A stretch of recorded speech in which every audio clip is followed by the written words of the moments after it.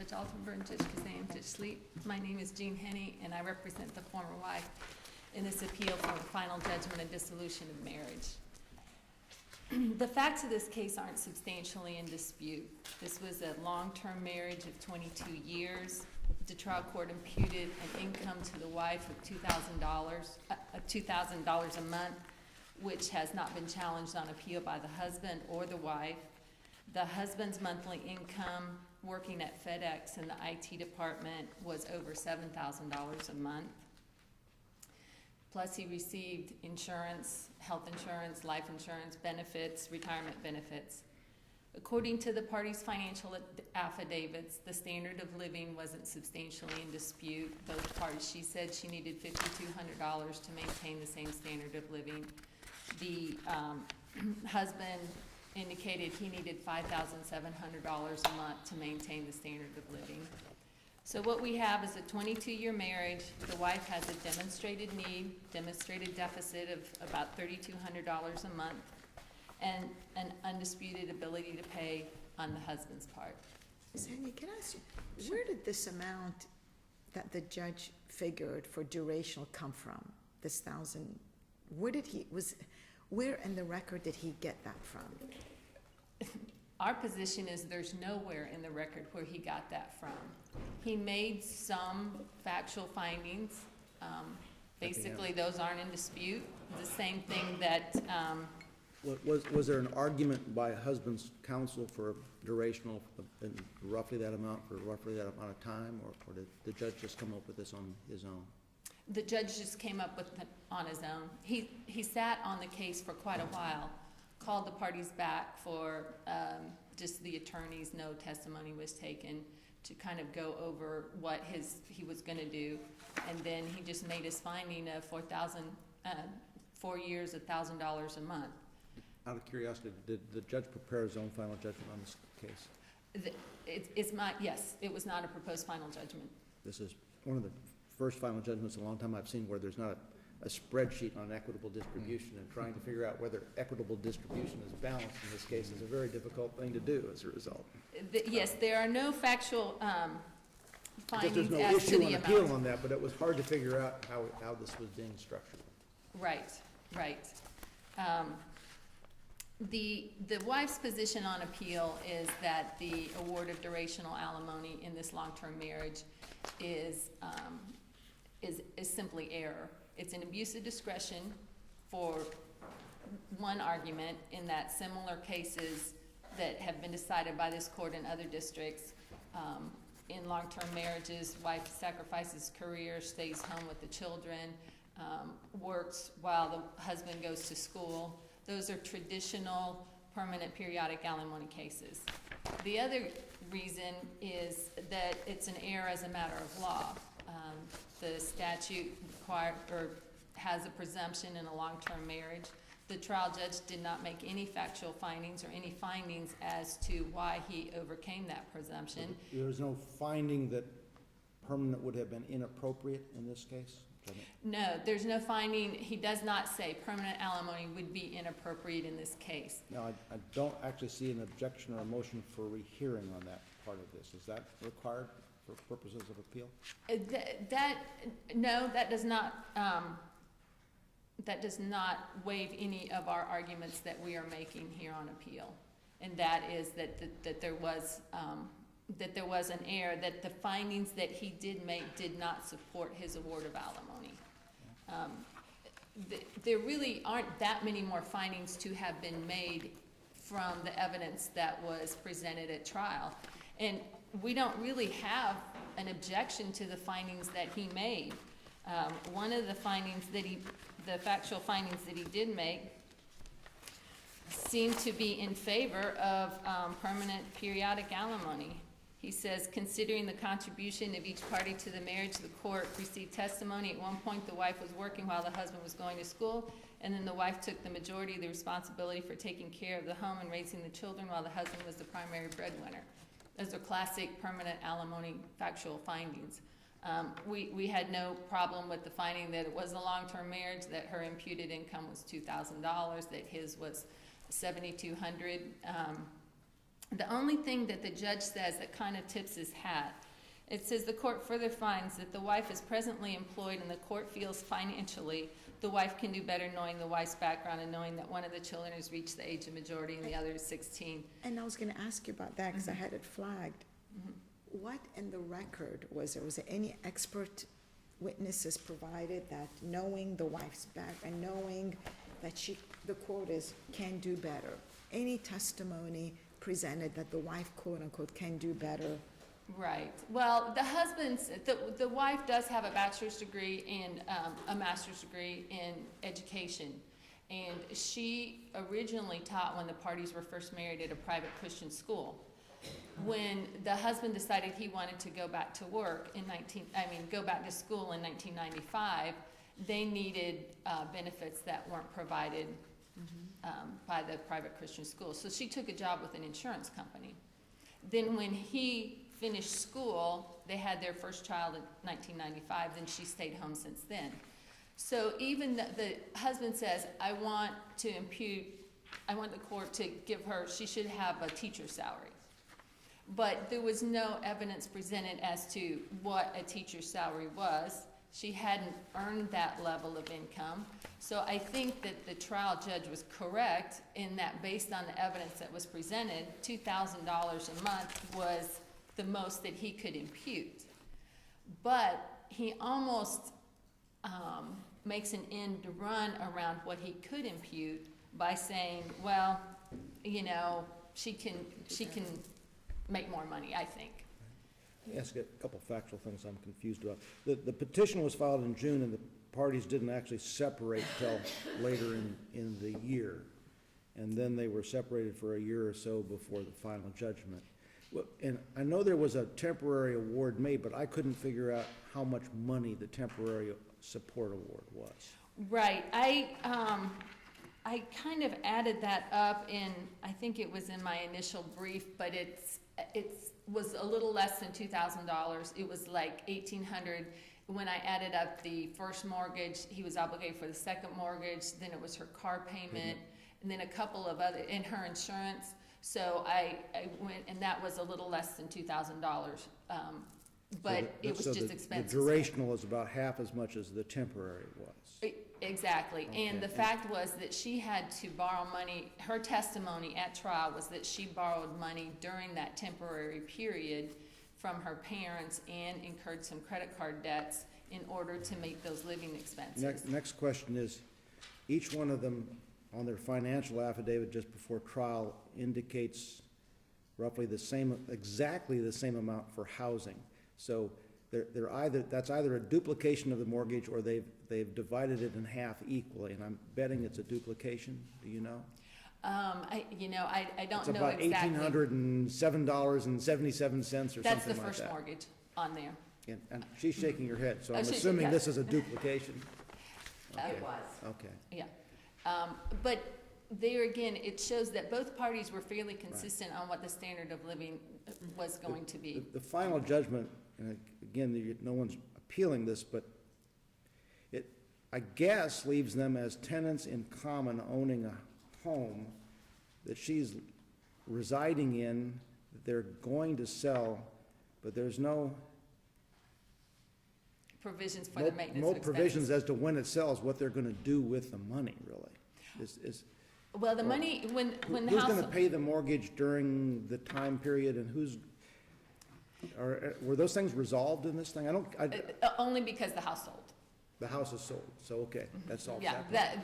that is Good. why that is not an issue on The house appeal. looked like a disaster to me coming down the road. That would have been a third issue on appeal, but the house did sell. The problem with the house sale that we have that is on appeal is the credit that was awarded to the husband from her proceeds of about $5,500. He told the wife in March of 2012 that he wanted a divorce, and in his mind, that's when everything stopped. This is the Visa card, MasterCard issue? Okay. Yes, sir. And, but the trial judge rejected his March of 2012 separation valuation date and chose the date that he filed the petition for dissolution of marriage. But they did remain living in the house until the temporary order was entered, which was November of 2012. But he was given a credit for MasterCard and Visa payments that he made And I during that. confess, I'm really confused about this part of the record. In March of 2012, the husband paid off the MasterCard amount of $3,226 and change but the bill reflects that account is in the husband's name, Right, that was in the husband's name, but he considered that to be a marital asset and a marital debt. Well, but do we know what was purchased and when it was purchased on that card? I can't find that in the record. that was exhibit number 23, and I think it's at record 148 to 149. But if you look at that statement, it was for, and if you look at his testimony too in the record, and I don't have those pages right in front of me, but I can get them on rebuttal. He says these were from March and the other one was from April. So, and there's no testimony that the wife put any expenses on there that were misconduct of any type or, outside of the marital, whatever the standard is for assessing misconduct to the wife. Was the $3,000 for things that had been incurred on the card in the last 30 days, last 60 days, or is this a Yes. running balance? Well, it's my understanding that was the balance on the card, as one as of March and one as of April. Okay. And- And one more question. Sure. Yeah. The husband testified that the wife actually paid the $226 with check number 2645.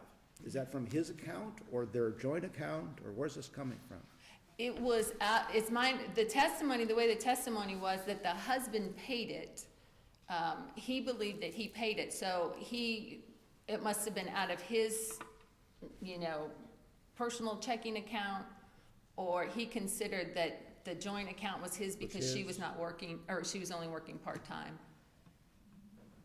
But he felt that he deserved half of that because he had already told her that he wanted a divorce. Well, And so where that's is when the point in time when we are supposed to start treating their expenses as separate and non-marital in this case? Well, the judge did the valuation date as of June 2012, and we did not, Well, I understand the Raise that. valuation date for equitable distribution being June 2012.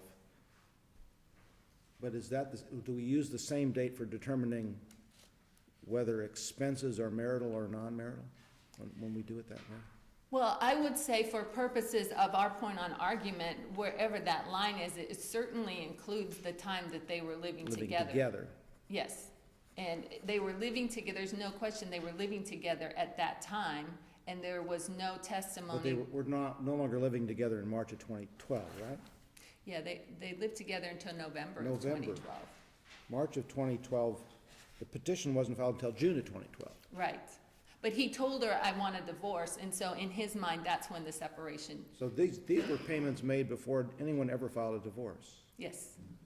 And that's why we are arguing that the trial judge erred in making her take $5,500 out of her share of the proceeds from the sale of the marital home to repay him for these payments that he made after he said he wanted a divorce.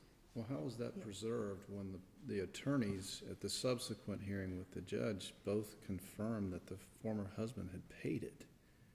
Well- And when the judge made the oral finding crediting the husband with that or requiring the wife to reimburse him, both parties said okay, there was no preservation of error, no objection. Well, the statements speak for itself. The statements were March and April of 2012. The judge does raise it. The trial attorney, what he says is, that's the way I remember it too. He remembered it incorrectly. The statements say what the statements say. So our argument would be that that was not a waiver, that was just an incorrect recollection of what the testimony was. And for me, just to, because Judge Aldrin asked my question, but I want to make sure. The payoff amount was in March 2012. The petition was filed in June of 2012. Yes, So that's the thing, and then they lived together until November 2012. yes, But the actual petition was filed in June. yes, the Okay. husband filed in June. Thank you. That must be right. And I'll reserve if I had any You- time you have- left. you have just shy of 5 minutes. Okay. Ms. Sanoba? Good morning. I'm here on behalf of the appellee, Thomas Taylor, who would be also known as the former husband. And this case is primarily, the secondary issue you all spoke of last, but primarily this case involves the issue of alimony. Okay, Yeah. let's be honest. Yeah. And I want to address the other issue because I think it's easily done in count two, but I want to talk about the alimony because I think that's the That's most fine. important thing. Yeah. Basically, what the judge had to do is he had to make a finding. Now, we presented evidence, and there are facts, and they're supported by the record as to what the circumstances of the parties were. Husband, and this is in the transcript, was supported when he was going to school by the wife, and she was the breadwinner. Conversely, she was supported by the husband during a period of the marriage when she was in school and he was the breadwinner in the military. She has a bachelor's degree and a master's degree, which allows her to become employed. There was an area in the transcript that discussed what a teacher's salary would be and that the parties had discussed it during the marriage that she could make $40,000. But the evidence shows that for 20 years, she did not work in her educational field. She worked at USAA, she did a transcription work. The only evidence about her earning $40,000 was the husband's testimony, and I'm trying to figure out what that's based on because the wife testified, I do not want to teach. I do not know what it will take for me to teach. I assume that I need a certification and extra classes. I have no idea how long that takes or how much it is. So I'm trying to figure out, and I can't help but think that the judge, when he makes the conclusion that the court feels that the wife can do better, is that the court relied on that testimony without an evidentiary basis of making $40,000 because she didn't make anywhere near that at the Christian school and didn't have benefits. She testifies, I need $2,500 a month to make ends meet. But the husband does not argue that durational alimony is appropriate. He just simply, the argument simply is we vehemently oppose permanent alimony. That's the only rebuttal that the husband has as to permanent alimony. So Well, help me out. May I? Okay. So the key is, first of all, if you look at the actual, and this was exhibit husbands 32 and 31 were the financial affidavits of the wife. And you have to understand what the judge heard and viewed in evidence, because it's not just testimony, it's what he views as well that comes into evidence. Note the husband put in basically everything but one exhibit. All of the evidence came in the former husband's case. But the mortgage, because the house was to be sold, it was a I think there's two different places. One says it's a 3,000 foot, one says it's a 3,600, but it's for 4 people. Keep in mind, the month before the final hearing concludes, so the hearing is tried. 1 month later, daughter is done. She graduates from college. There's no means for child support. There's no, that's done. Well, This year- is she the one with the anorexia that needs Nothing the was pled to residential? extend, so it's totally inappropriate to consider that. And if we were to talk about facts now, she's doing well and in college, but we can't do that because it wasn't on the record. Speaking of inappropriate, when does the trial, this is a long-term marriage by a long shot. So permanent alimony is the presumption. He has to find that under the facts of this case, it's inappropriate. And I don't see where he does that. And when I look at the findings of fact that he has made, using reasoned discretion to get to this cutoff temporary of 48,000 over 4 years, I don't quite understand that. Well, let me tell you how he got there. That's what I was trying to explain. So you have the household expenses, And those totaled by her testimony and the submission of husband's 32, those expenses totaled, which were no longer going to be in play, 1,506.77 of her expenses. Now, What did he determine her reasonable needs would be after the well, house was sold? I was going to tell you. So 800 is what they expected, because again, you got to realize second child within a year of the final judgment was also going to be gone. There would be no children. So wife would have a bachelor's, she has a master's, she has 4 years of durational alimony that takes her past having the kids. So she's underemployed, she's well educated, she's young, and here's the crux of it, and these are in the exhibits. She has food at $6.50. That was testified that it was 3 people because there were 3 people in the household at the time. Remember, husband at final hearing is not in this residence, okay? So that's imperative in the judge's mind. Meals outside the home were $1.50 for 3 people. There was $2.92 in utilities for 3 people. If you divided all that by 3, which the judge has to look is what is her need going to be out, not just at the time. That's another $364 that she would have versus the $1,092 on her financials. So now you've got. So what is the game plan at trial? When the house sells, where's she going? That's the testimony, that she would go into a place that would be, in essence, of a 2-bedroom, and it would be approximately $800 a month. The husband's living in a mobile home. Right. So, I mean, her standard of living, these people aren't living in a mansion, okay? Right. These people are living a modest, moderate, middle income type of family living. So if you look at the children's expenses, which the judge has to look at all that in finding a need, and that this is imperative to this argument. The children's expenses were $335 in one section. Children's expenses supposed to be covered by child support. Right, but my point is this, alimony, children are gone.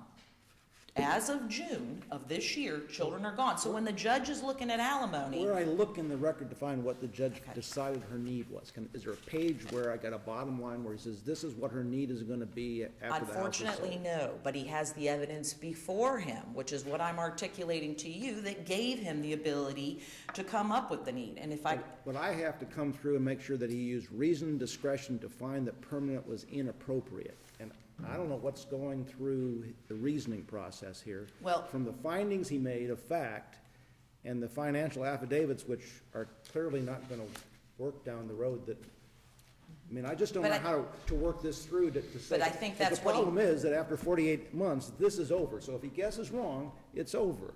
But I think he found that within 2 years, not even 2 years, a year and a month, her circumstances, that's what I'm trying to explain to the court, her circumstances, the car was paid off, would have been paid off at that point because they had the sale proceeds from the home. They had debt. She listed her total debt, for instance, on a monthly expense. The total bill, represented by evidence, was less than $900. She said Discover card, an ongoing monthly expense of $900. That was, I'm sure, a scrivener's error on her part. But if you look at the evidence that's submitted, that would have all been paid. So the debt that she had listed, the van payment of $473 would have been gone because that would have been satisfied by the proceeds because she received substantial proceeds. Plus, she would have had the $1,530 in creditors, so another $1,530 in creditors that would have been gone, that would have been filled by that payoff. So that basically leaves her with a remaining need, which the judge had before him when he had to decide whether or not she could meet her need, of $1,694.20. Just on that, right there, simple math. I mean, you could take the exhibit, and that is what the judge had before him to deal. There was no rehearing filed in this case. There was no argument you can look in trial exhibit number 2. There was no argument by wife objecting. She didn't file a rehearing saying that the durational was inappropriate. She didn't say, okay, I don't think that you could have found that my needs would have been met by 4 years. Even when you talk about what the wife says about her employability, you know, she's young, she's in good health. These cases, there's several cases that have been held in the second district that this is distinguished. Her need's gonna be roughly $24,000, you think? Yes. Which is just above the poverty line, I think. But right? if you take all away the stuff that was dealt with. He has a pretty fine job as an IT fellow working for a nice corporation, right? Making 70 grand a year or so? So here, that's good. And so the balance of after the 22-year marriage is to put her at the poverty line and let him have Well- his salary without paying any alimony at all. Then that becomes, are we You talking get about a nice disparity mobile home argument? For that, by the way. And are we talking about a disparity argument? Because that's what you're basically saying, that the Yeah. disparity argument, and I cited to Payne, because the disparity argument alone is an insufficient basis for a permanent But alimony you're award. also arguing her ability to earn, which that alone doesn't rebut the presumption of permanent alimony. Well, her ability to earn at And the, you didn't put on any evidence of her ability to earn other than the husband saying, I think she can make $40,000. There's no voc rehab, no one comes in to say, well, with her education and the fact she hasn't taught in 20 years, who's gonna make that leap based on speculation after 20 years out of education that, given this economy, someone's gonna hire her first, and then two, they're gonna pay her $40,000, which she's never earned in her entire life. but there was no objection to the testimony and no testimony presented But- by a but- wife to discredit that. But is They what had I that just discussion. said, competent, substantial evidence? I believe that the evidence that the judge had before him was competent and substantial, yes. And I guess that's where I want to ask you, whose burden is it if it's the husband's position that she's able to earn all of that? Shouldn't he have brought forth evidence by testimony to put on the record that she is going to be employed in that category? Well, in Aria, as an example, one of the cases that cited by both parties, you have in that particular situation an argument by wife to counter husband's argument, and simply, wife had the burden to say, look, I can't do this, not, I don't know, I have no idea, I don't, and in all honesty, teaching wasn't even an issue for her. Keep in mind, the transcript is very clear. She wanted not to do it at all. There's can't versus won't. The judge found her to be underemployed and said she had an ability to be employable. She, at the time, because of the children, was not employed in a capacity in which she could have been employed. I mean, it was that simple. And because of her degree, the judge made a finding that she had an ability to be employable. It's not the husband's job then to But he disprove imputed that. income at the I'm sorry? He imputed income at the $15 an hour level, and that's probably a reasonable imputation, but that's a long shot from At getting that up to time, $40,000 or because $50,000. at the time of the final hearing, but he didn't impute that long term. He said that was her income at the time of the hearing. And what was the evidence upon which he would have the ability to determine that she could jump up to these higher levels? Well, first of all, he found that she was not even employed full-time. So that's how he got above that. And that finding is in his findings. So he found that she could make, that's how he gets up to the $24,000 a year, because she was underemployed. She wasn't even working full-time. Isn't he just guessing at this point? Because without someone that can discuss vocational rehab with this woman, she's not a licensed teacher. She's going to have to go back and recertify and enter the field at the bottom again, right, if she becomes a teacher? But she has a master's in teaching, so she's not going to It was enter a at the yes or- very bottom. But she's uncertified right now. Her testimony was she was uncertified, and that she would have to become She hasn't- recertified, She yes. hasn't taught in, what, 20 years or something like that? But that doesn't mean she can't be recertified. I mean, she had 4 years to do it. The judge gave her 4 years of $1,000 in addition to the income that was imputed at the And time. what is the evidence in the record is if she gets the certification, what will she get paid in Polk County? In the Polk County school system? The evidence was what the parties discussed, because there was no expert presented. The parties discussed, and it was not your controverted client's by a burden to wife. show that the permanent was inappropriate. But we believe it was based on the financials, because again, they want to say that she had a $5,200 need, but that's not what it was going to be. It was because of the children. The reason that they were at where they were at was because of the household and the children, which were both negated in a year and a month's time.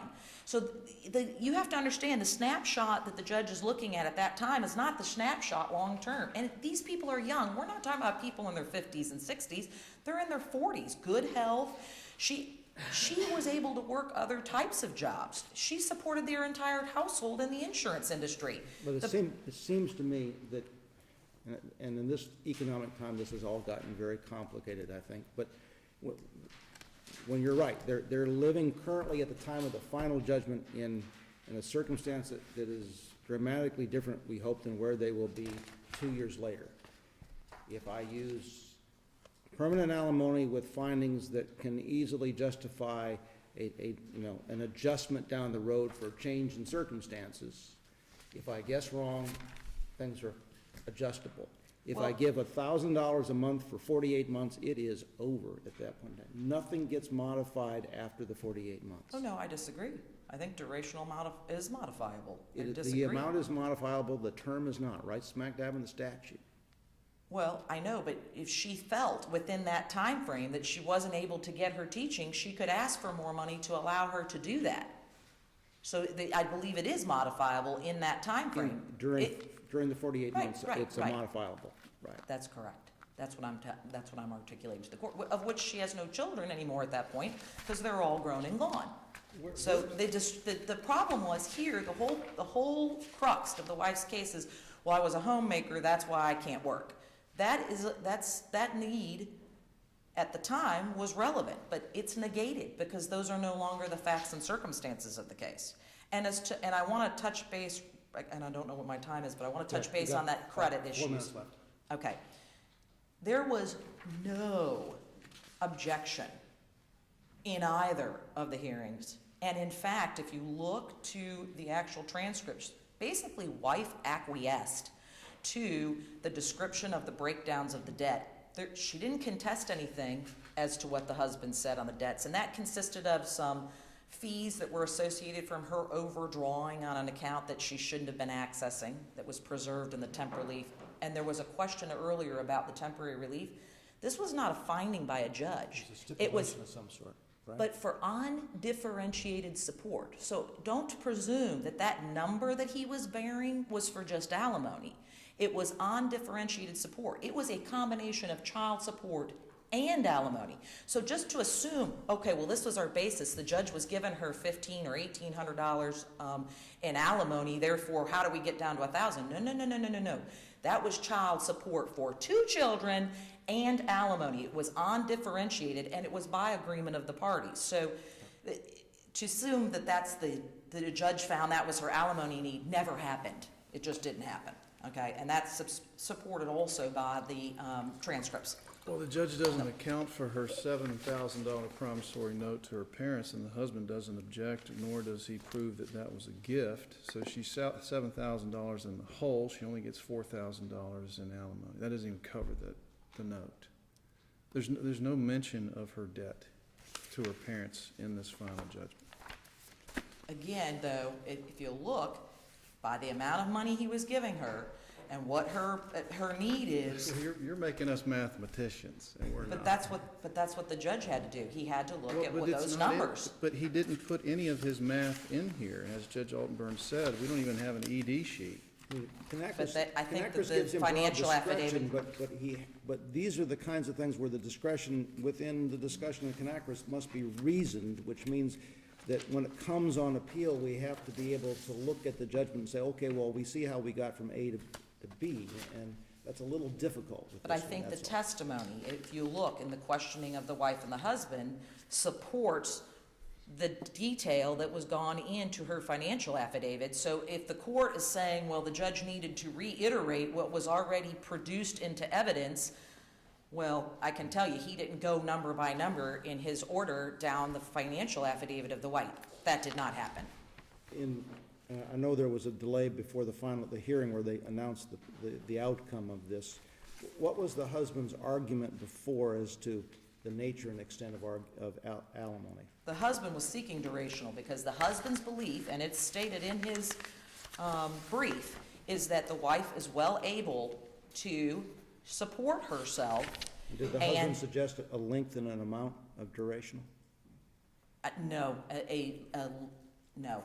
Okay. The answer to that, it was durational argued, but are you asking me whether there was a specific term? Right. The answer to that is no. Okay.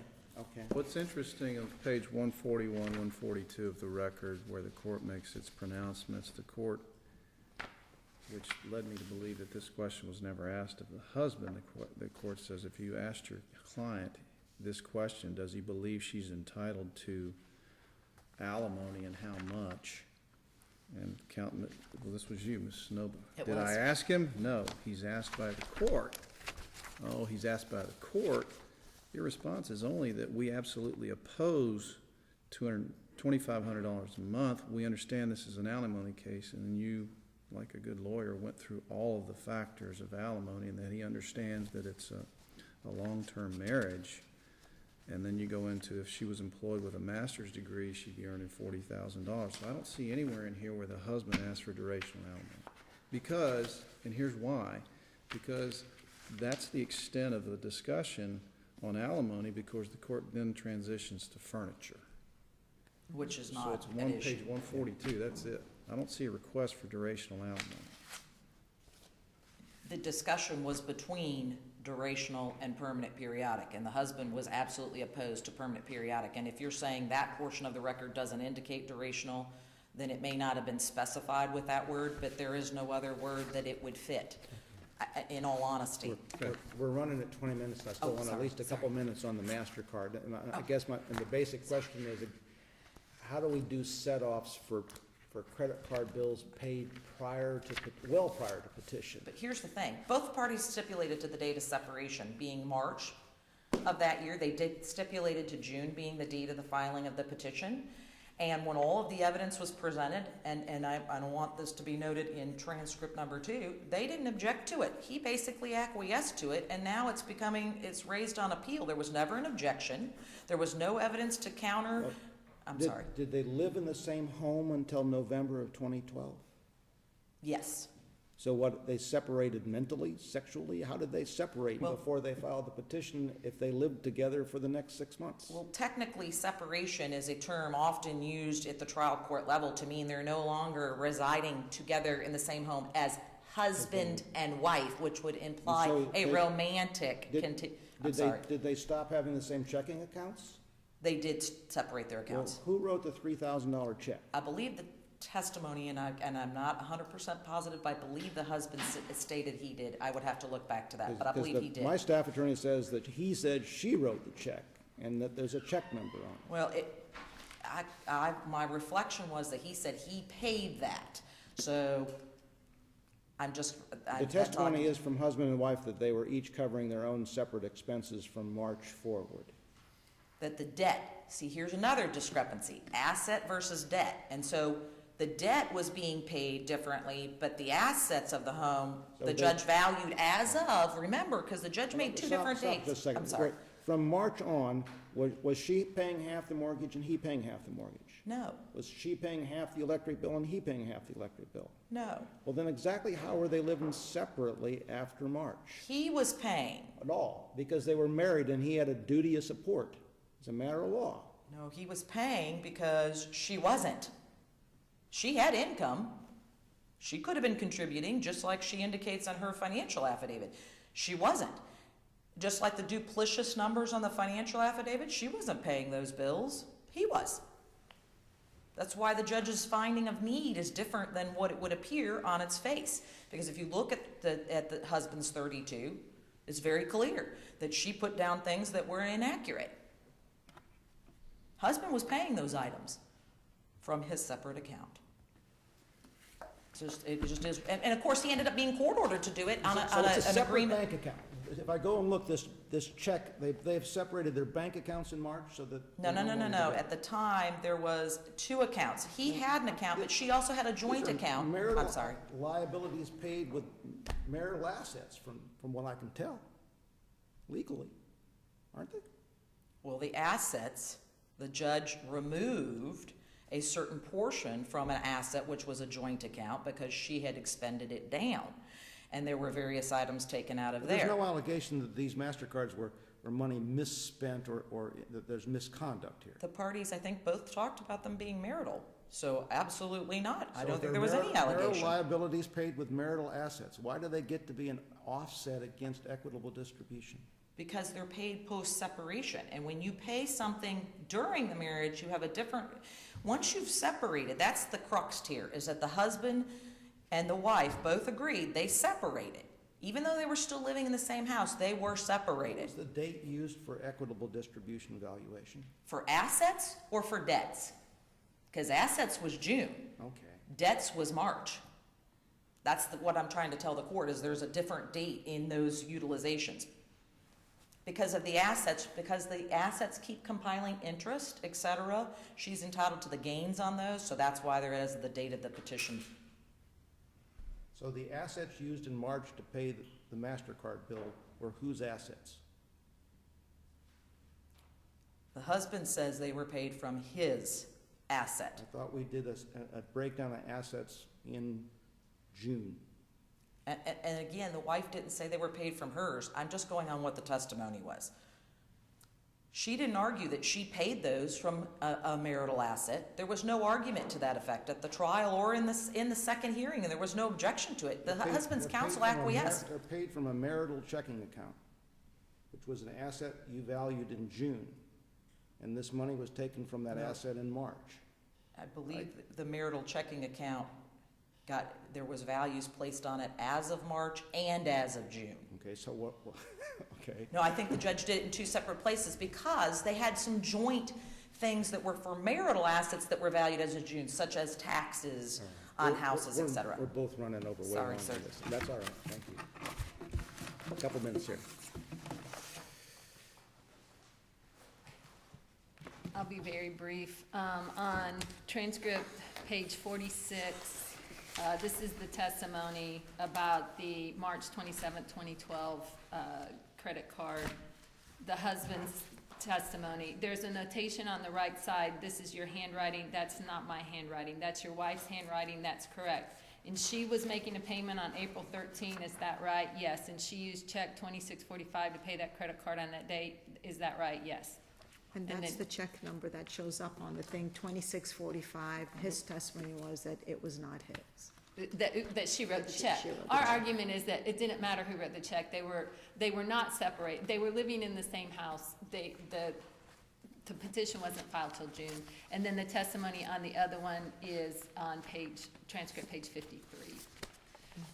The argument about the imputation of income, the trial judge imputed a $2,000 a month income to the wife. That has not been cross-appealed. So that we're stuck with, I believe that we are stuck with that amount on this appeal. If in the future, the wife made more money in a permanent alimony case, there could be a petition to modify based on an increase in income. But the $2,000 has not been cross-appealed.